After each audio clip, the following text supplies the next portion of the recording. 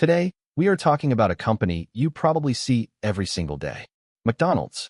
They sell billions of burgers, endless mountains of French fries, and enough chicken McNuggets to feed a small country. Naturally, you'd think that's how they make all their money, right? By selling cheap food to millions of people. Well, you are completely wrong. The truth is, McDonald's isn't really a fast food company at all. They are actually one of the biggest, most ruthless, and most brilliant real estate empires in the entire world. They own the land you walk on, the parking lot you drive on, and the building you eat in. Let's uncover the insane, hidden truth about how McDonald's actually makes its billions. To understand this massive secret, we have to go back in time to the 1950s. Meet Ray Kroc. He was a struggling milkshake machine salesman who discovered a small, super efficient burger joint run by the McDonald brothers in California. Ray saw the potential and convinced the brothers to let him franchise the restaurant across the country. So, Ray started opening new McDonald's locations everywhere. But there was a massive problem. The business model was terrible. Ray's company only took a tiny percentage of the total food sales from each new restaurant. It sounded great in theory, but burgers were incredibly cheap back then. 15 cents a pop. Even though the restaurants were packed with customers, the profit margins on the food were razor thin. Ray was working himself to the bone, expanding the brand like crazy, but he was drowning in debt. The company was barely surviving. He realized that making money off cheap food was a brutal, incredibly difficult game. He needed a miracle, or McDonald's was going to go completely bankrupt. That miracle came in the form of a financial genius named Harry Sonneborn. Harry looked at Ray Kroc's struggling business and realized exactly what was wrong. He sat Ray down and basically told him, "Stop trying to make money off the food. You're doing it all wrong. Make money off the land." Harry introduced a completely revolutionary idea that would change the world forever. Instead of just asking franchisees to open a restaurant and send a tiny cut of their burger sales, the McDonald's Corporation would become their landlord. Here was the master plan. The McDonald's Corporation would find the absolute best, most valuable pieces of real estate in a city, busy intersections, corners with massive traffic, prime locations. The corporation would buy or lease that land themselves. Then, they would turn around and lease that exact same land to the franchisee who wanted to open a McDonald's.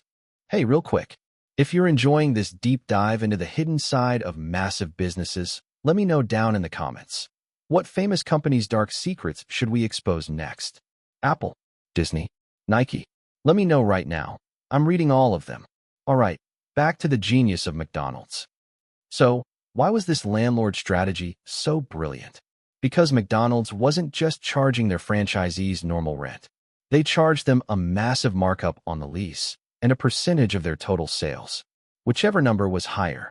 Think about how insane this is. The franchisee is the one taking all the risk.